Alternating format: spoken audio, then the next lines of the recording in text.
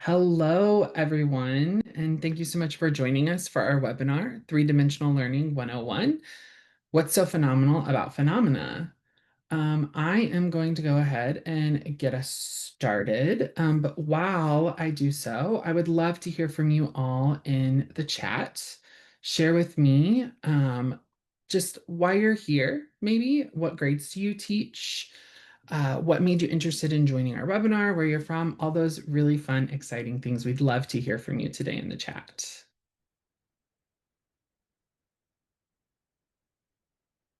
Hi, Jillian. Thank you so much for joining us.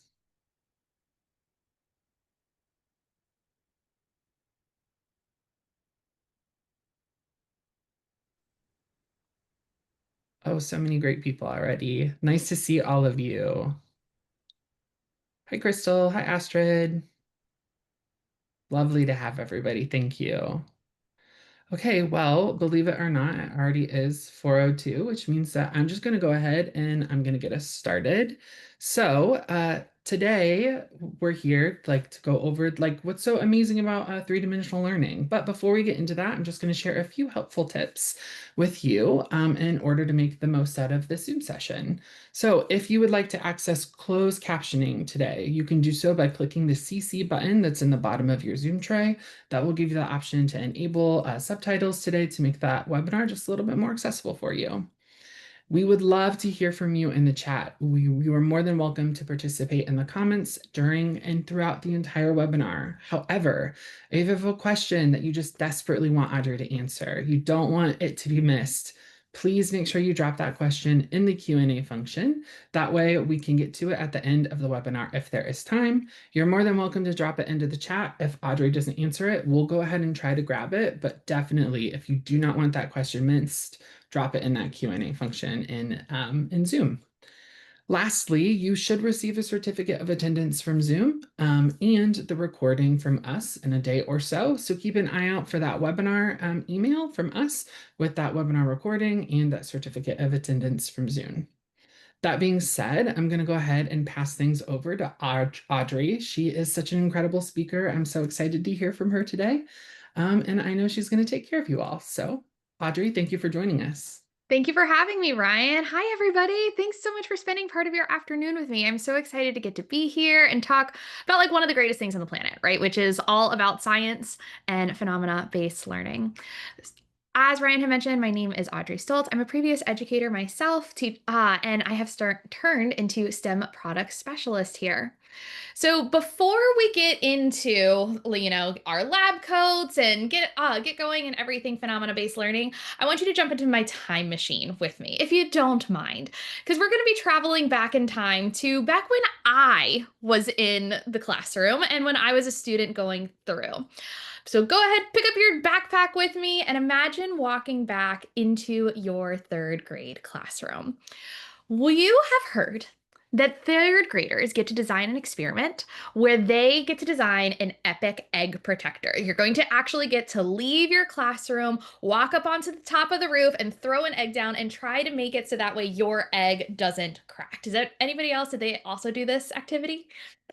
Everyone, your teacher, her name is Miss Walters. She tells you, you know what, we are going to get to that. We're going to have a lot of fun, but we have a lot of learning that we need to do beforehand. So we're going to make sure we do that after our test this week.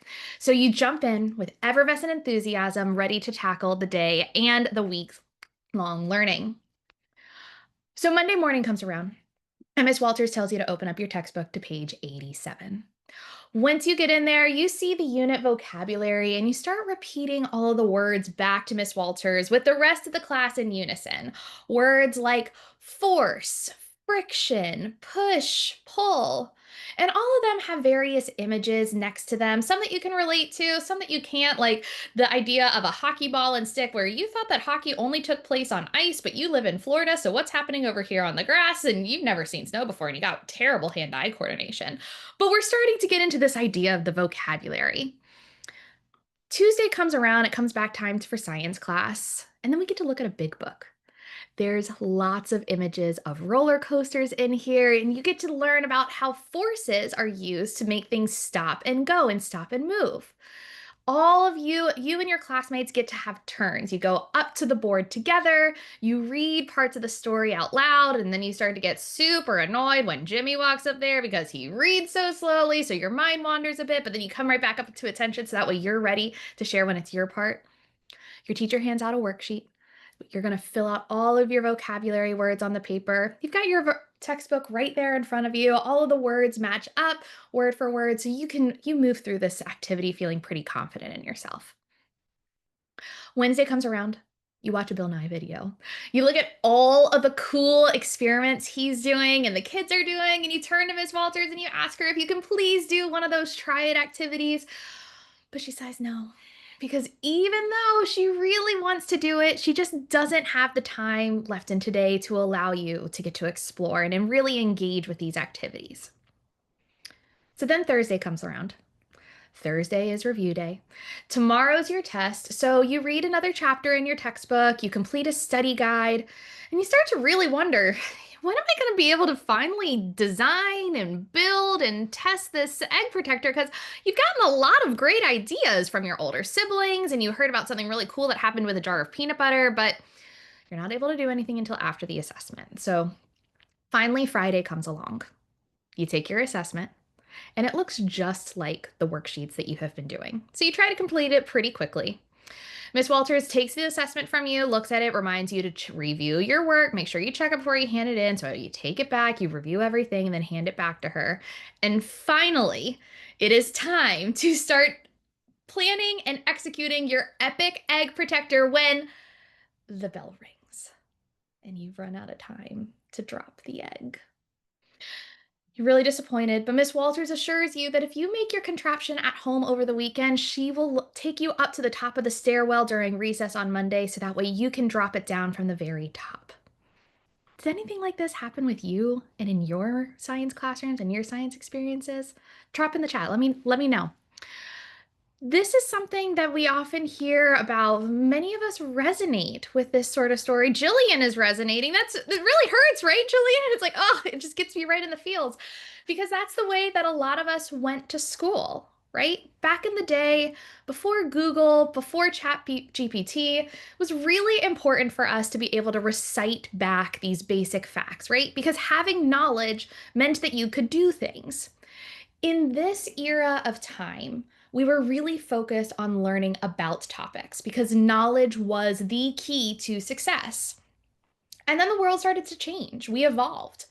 With the arrival of new technology, problem solving started becoming more and more important. Yes, we still need to have knowledge, right? That is fundamental and we have to have that.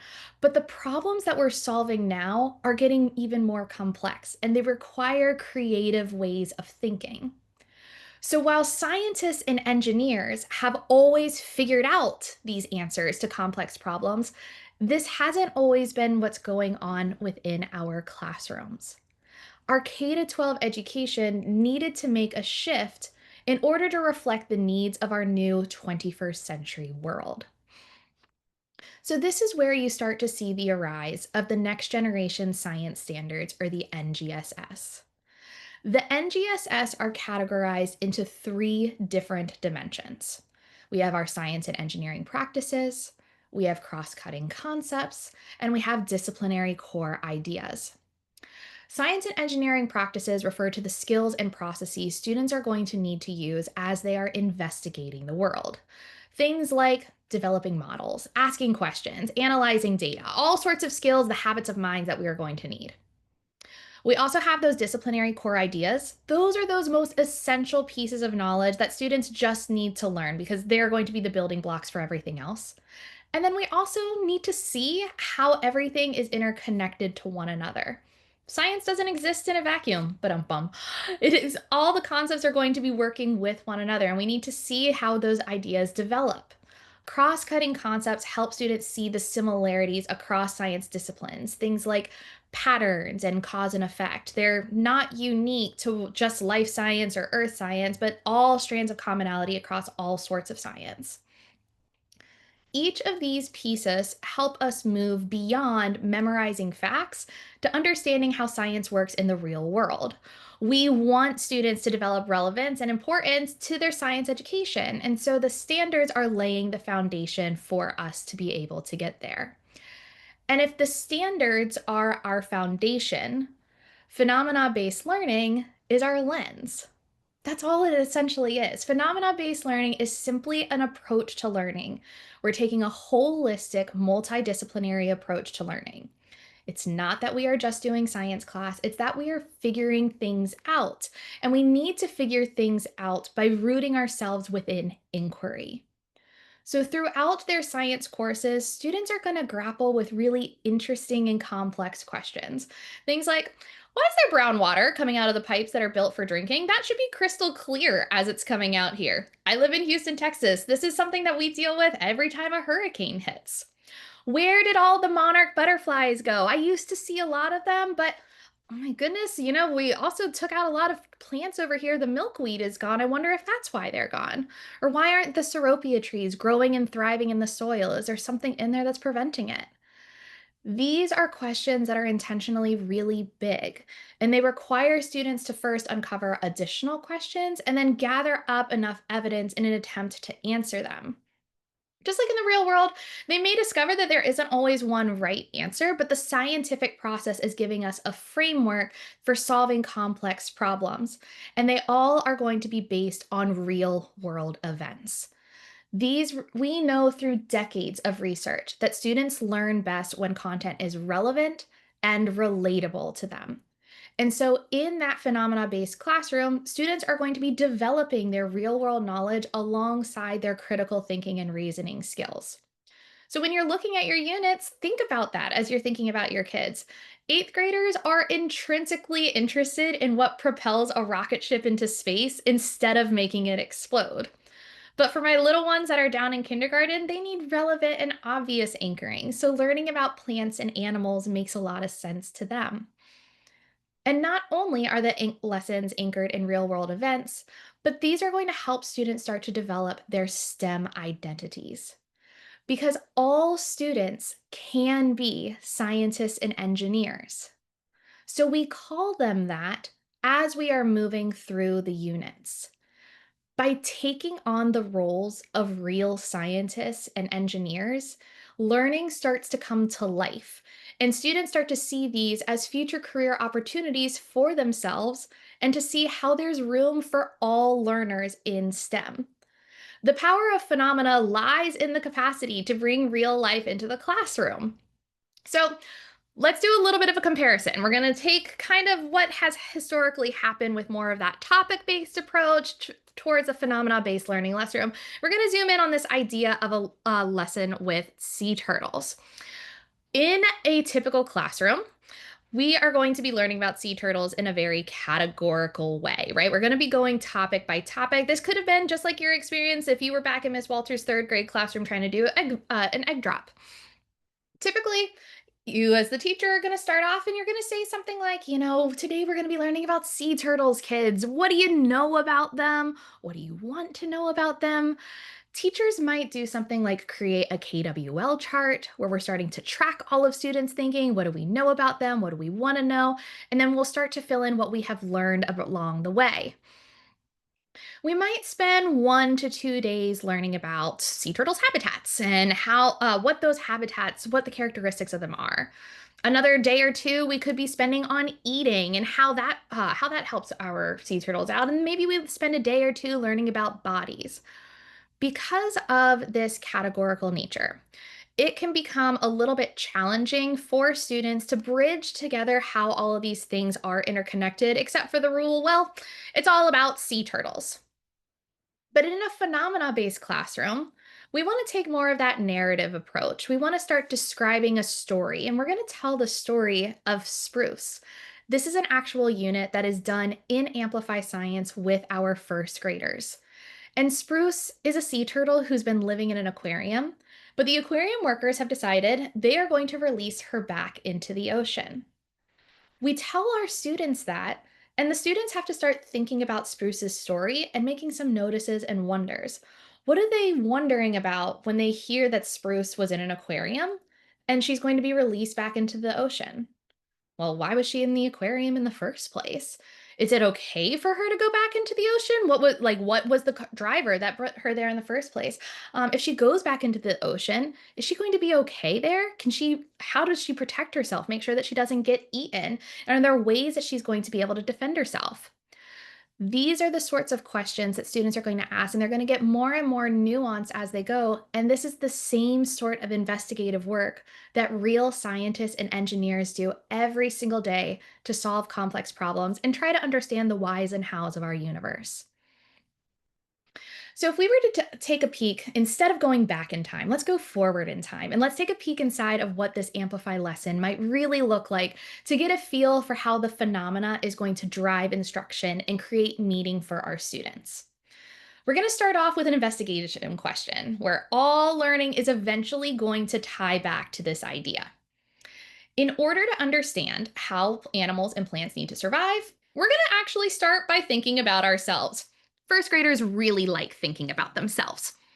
In order to survive, we all know that we need to eat. So we're going to actually take out some carrots. We're going to pair our students up together, get them with their milk and cookie partners, their ketchup and mustard partners. We're going to pass out a couple of carrots, and we're going to ask them to start observing one another as they eat the carrot. Now, it's a little bit of a strange thing. So the kid is going to take this carrot and he's going to start pulling it up to his mouth. And then they're going to start making some observations that they will start recording down. When we come back together as a class, the students are going to start sharing out things that they noticed. Things like, oh, well, Sammy used her hands to bring the carrot up to her mouth, but I leaned down like this because I was pretending to be a sea turtle and I didn't even use my hands. I just brought my mouth to it. Maybe another student is going to call out, Jonathan chewed up the carrot with his teeth before swallowing it because he really wanted to make sure that he didn't choke. We use lots of different structures and body parts to help us eat, just like how animals do. So we're then going to take that idea and we're going to start to connect back to this story, tortoise parts. Tortoise Parts is a story that we will revisit in this unit several different times. We've read it together in this class. And it gives us an idea of what different structures tortoises have on their bodies and what their purposes are. So for instance, a tortoise has a really long neck. You see it labeled here. And the long neck is really good for reaching up, so that way a tortoise can actually reach its food. We can take that same idea and connect it to the idea of us having hands and arms. We have hands and arms that help us bring the food to our mouths.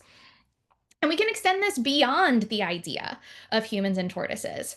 Animals and plants both use what they need in order to be able to survive. So we can start to pair different structures and different features of animals with ways that they are going to use their parts to help them survive. So maybe they're using their elephant trunk, for instance, to be able to slurp up water or to be able to cool themselves down. Or maybe a shark is using their teeth to chomp something up, just like how we chomped up our carrots. Right away, we can start to see how these things are all interconnected with one another. And that leads us then to that key concept. To survive, animals and plants are going to need food, water, and air.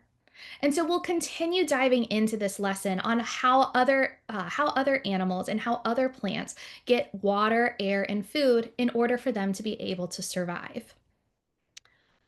When we do lessons in this sort of fashion, when we operate from this phenomena-based lens, students are going to understand the why of the activity before they even learn what the activity even really is, what the something is that we are learning about.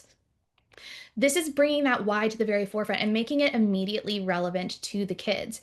By doing this, we're exploring student agency. They want to build science and engineering knowledge. Kids are naturally curious about the world around them.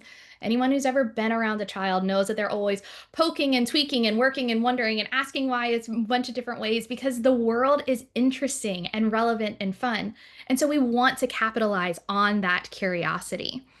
And by inspiring that curiosity, we're challenging students to stay curious, ask more questions, and motivate them to complete interesting investigations. We want them to wonder about how things work and put themselves in the driver's seat. The students are taking ownership for their own learning, and that learning is then going to transfer into deep, transferable knowledge. So, when we operate in this way, the knowledge that you're gaining is not just that the mitochondria is the powerhouse of the cell. Students are constructing knowledge that's deep and transferable and relevant to their lives. And when we do that, that ultimately sparks joy in our science classrooms. Not only are your kids gaining knowledge and skills, but they're bringing forth a love for learning. And we all want our kids to love school. We want them to love learning. We want them to develop into their best selves. Phenomena-based teaching and learning brings that joy and wonder into the classrooms that the students are going to be able to carry with them throughout the rest of their lives.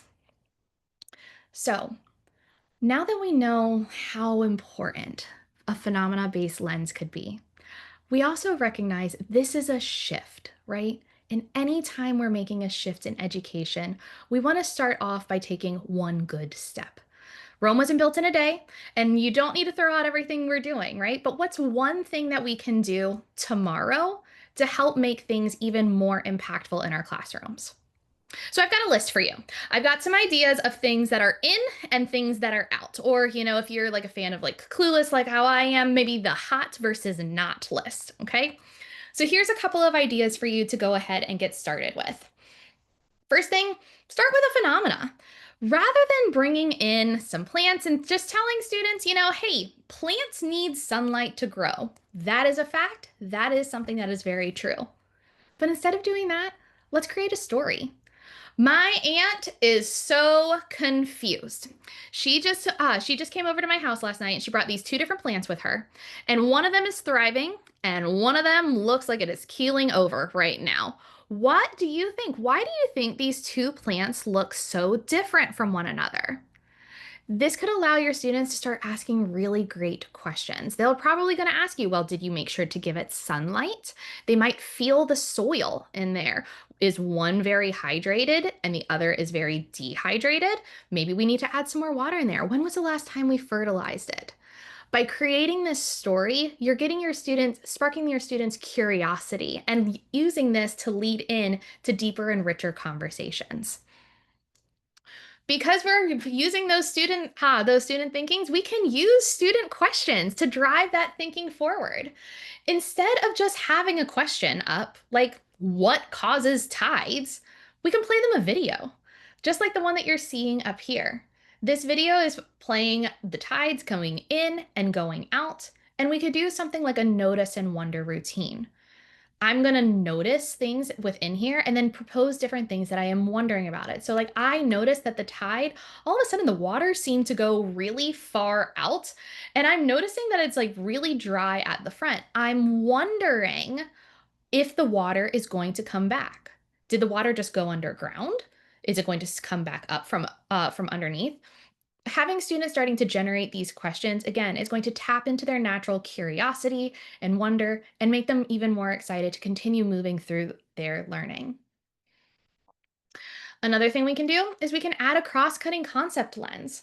Instead of just thinking about the parts of a cell, give students a plant cell and an animal cell. Have them investigate with representations right in front of them. Challenge them. What sort of things are you noticing that are the same about these? What are some things that might be different? Why might they be different? How are plants and animals alike and how are they different from one another? And how might that also end up carrying true into the cells that you're seeing? This is giving us that lens so we can see, again, how things go across, they bridge across scientific concepts and scientific domains. One last idea for you, one little last nugget, save the vocabulary for later. I know how tempting it is to make sure that we are coming and starting a lesson out by introducing that vocabulary. I want your kids to learn the vocabulary. I want them to be able to properly articulate their thinking and their scientific understandings. But if we're able to have students start by first exploring with something right up in front of them, that vocabulary word is going to develop a much bigger meaning to them. It's going to have that relevance. So rather than front loading with vocabulary, let's use the vocabulary term after students have made observations to give them that more formalized language to describe what they were observing along the way. Okay, my friends. I don't want to leave you hanging with anything else here too. So I also, just because you came in here today, I've got a couple of different freebies that I want to make sure that you all get to leave here with. My friend Faith is going to drop them as links in the chat for you. So go ahead and make sure that you click on those buttons. That way they can pop up into another tab and you can have access to them at the end. The very first thing that I want to call out for you is this three-dimensional learning bundle from Amplify Science. That's going to be your very first link that you see up there. This is going to come chock full with a bunch of different activities, posters, all sorts of things, so that way you can really get jump started on using three-dimensional learning in the classroom. If you want to learn a little bit more about how phenomena-based learning works, we also have a What's So Phenomenal About Phenomena ebook. This is a great reference point, so that way as you are having conversations with other coworkers or with your administrators or other folks around, this is a great resource for you to have to be able to reference and go back to learning a little bit more about phenomenon-based learning. And finally, there's also a ton of free resources now available on Amplify Classroom. If you go to classroom.amplify.com and you click on that button that says science right up there at the very top, it's going to be that big purple pill button. You're going to see all sorts of different science activities that you can try out right now for free with your students. You can search by different grade levels, so that way you can have something very relevant for them. And you could even go and create your own activities using the activity builder if you're interested. There's a plethora of information here, so I'd highly encourage you to go ahead and check out. Okay, I want to pause I want to pause right there. Heather is asking one more time for that link. Yes. Oh, and let's see. I've got that link right here for you, my friend. There we go. Ryan has dropped it into the chat. Thank you so much, Ryan. At this point, are there any questions, Ryan, that we are noticing are popping up in the Q&A that we want to make sure that we highlight? No, so far we don't have any questions that have dropped into the Q&A, but in order to give people a little bit of more time to share some of the questions that they might have, maybe I can go ahead and share some few additional resources. I know Audrey just dropped a bunch of current resources for you, but I have some more to share for you as well, some focused on three-dimensional learning and some just on a few other things. So if you would like to access our free three-dimensional learning bundle for more ready-to-use resources, including classroom posters for your students and more professional development for you, go to amplify.com/3D-learning-bundle. And if you are looking for more ways to transform your science instruction, again, this is focused on three-dimensional learning. You can access that at amplify.com/science/change-management. And in addition to those free Amplify Classroom activities that Audrey shared with you, you can find more ready-to-use activities at amplify.com/science-free-resources. Let me check the Q&A one more time.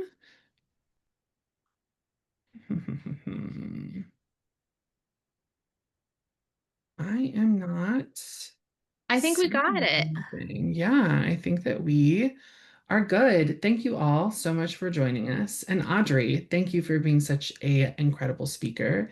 You were phenomenal. I loved hearing from you today. And I hope that everyone has a great rest of your day. Bye. Appreciate it. Thank you all for joining.